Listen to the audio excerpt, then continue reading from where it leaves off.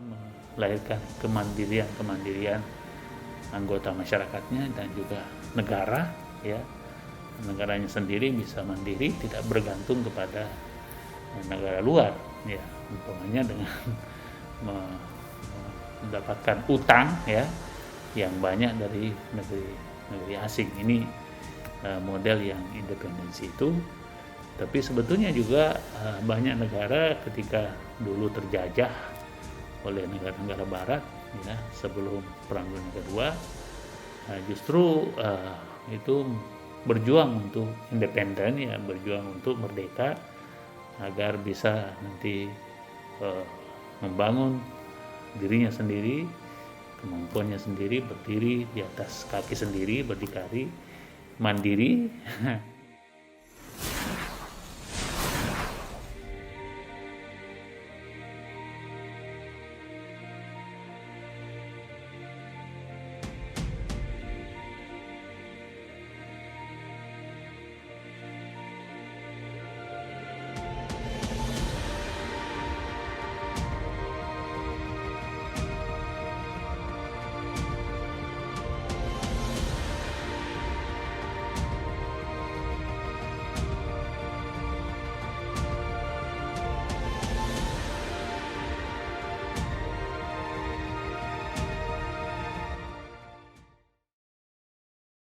Assalamualaikum warahmatullahi wabarakatuh.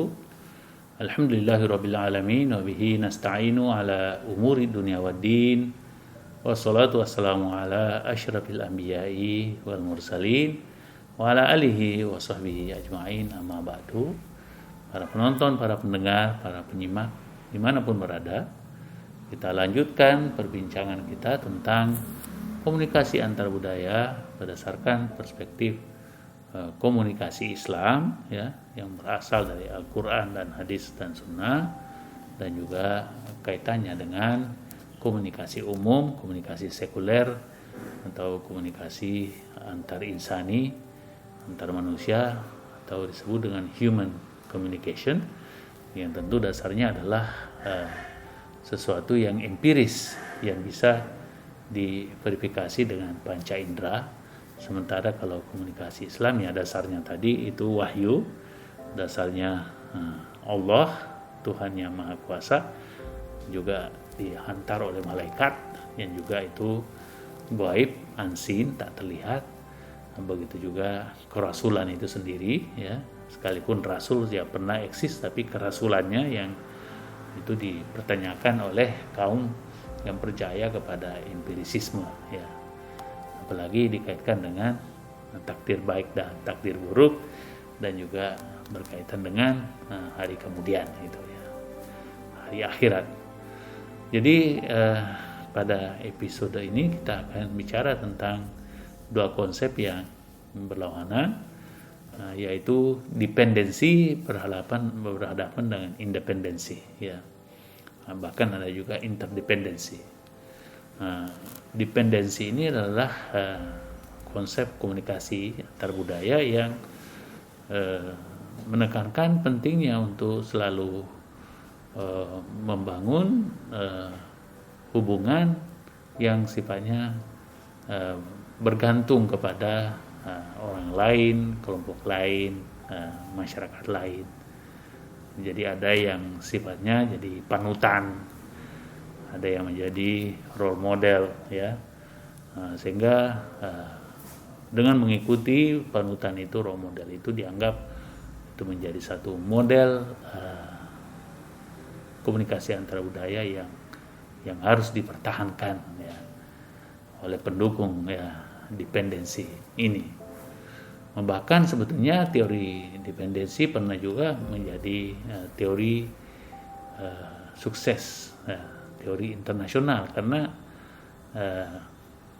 para pencetusnya yang berasal dari negara Amerika Latin seperti Johann Galtung, ada Cardozo, ada Armand Matelar, ada Paulo Freire, atau Herbert Schiller. Ini para tokoh-tokoh pencetus dependensi, teori ketergantungan, teori kebergantungan bahwa ya manusia-manusia atau bangsa-bangsa yang berasal dari selatan ya atau timur itu tidak bisa maju karena terisolir dari dunia yang maju, bangsa barat, bangsa utara yang sudah sangat maju itu dari segi ilmu pengetahuan dan sains. Jadi bagi mereka ya agar bisa menjadi maju seperti di barat, seperti di negara-negara utara, Amerika, Kanada umpamanya, ya harus bangsa-bangsa yang ketinggalan ini bergantung ke mereka. Gitu. Nah itu tentu teori makronya, teori besarnya seperti itu. Agar bangsa-bangsa yang masih ketinggalan, yang masih underdeveloped, itu bisa terbantu menjadi maju sama majunya dengan bangsa-bangsa yang di barat, di Eropa Utara, Eropa Barat, ya Amerika Utara, bahkan termasuk umpamanya di New Zealand, Australia, dan juga termasuk di Jepang sekarang ini, Korea sekarang ini, karena tadi itu ya mengedepankan aspek dependensi ya, bergantung kepada negara-negara maju dalam hal sains, ilmu pengetahuan, dan juga tentu teknologi ya. Bahkan kadang-kadang juga seni ada unsur ketergantungan, kebergantungan kepada negara-negara maju ini ya. Kemudian yang sebaliknya justru mengedepankan aspek independensi ya, yaitu kemandirian tanpa harus bergantung kepada orang lain ya. Bahkan itu dibangun sejak kecil ya di rumah, dalam keluarga, agar anak-anak itu ya bisa independen dalam hidupnya ya. Sehingga anak-anak itu ya memang sudah dilatih untuk bisa makan sendiri, sehingga bisa itu belepotan ya ketika mereka makan ya. Kemudian ketika mereka berumur 17-18 tahun ya mereka sudah bisa independen sendiri, bisa bawahnya menyewa apartemen sendiri, dan juga bisa bertanggung jawab terhadap kehidupannya sendiri ya.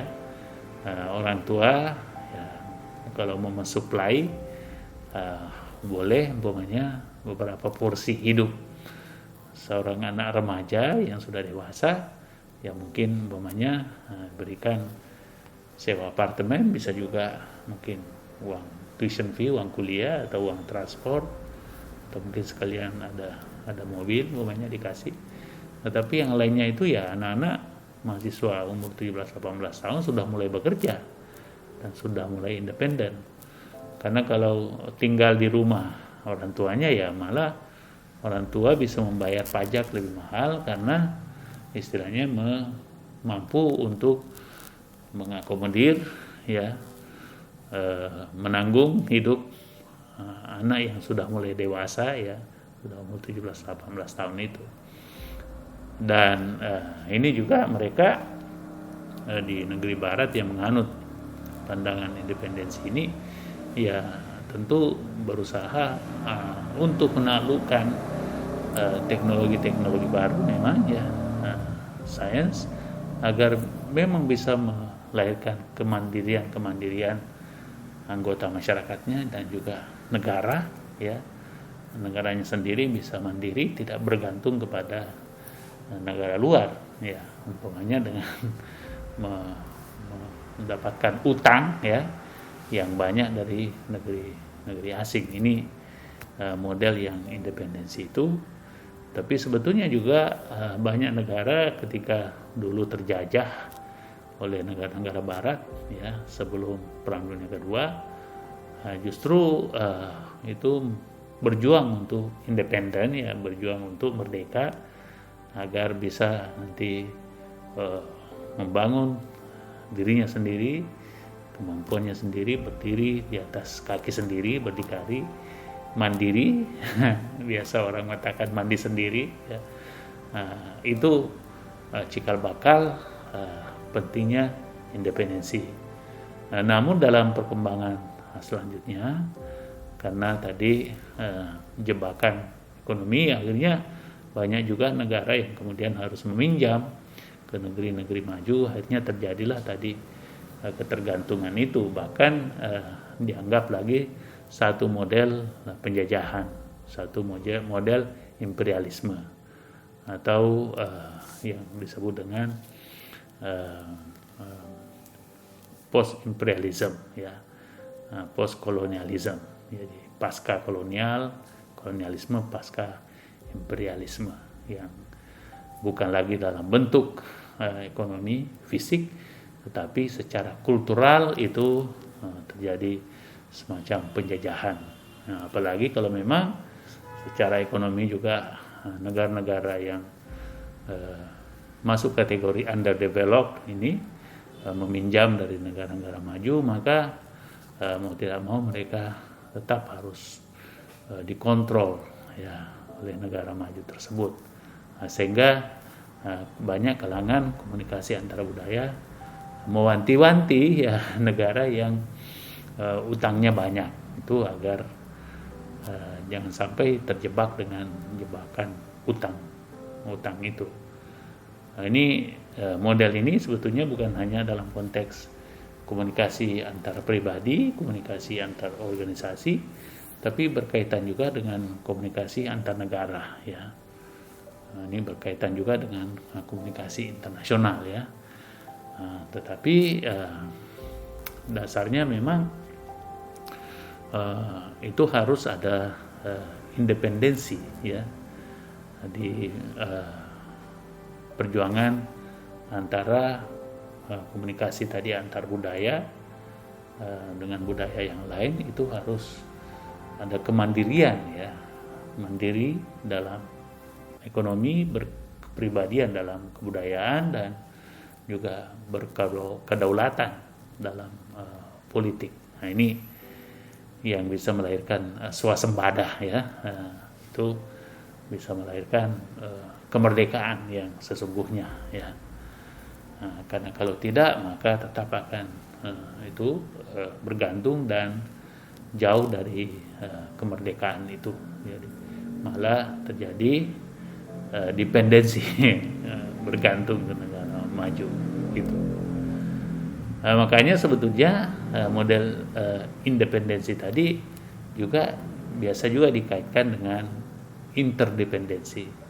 Artinya ya seharusnya kita saling membutuhkan, ya.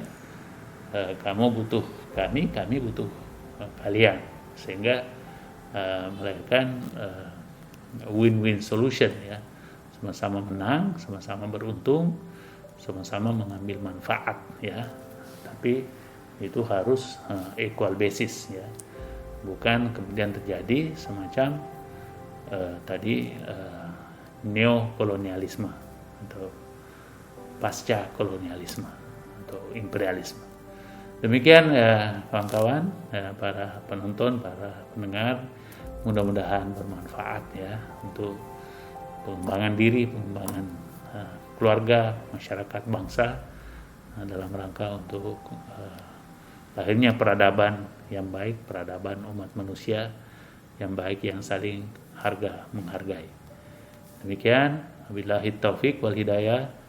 Wassalamualaikum warahmatullahi wabarakatuh.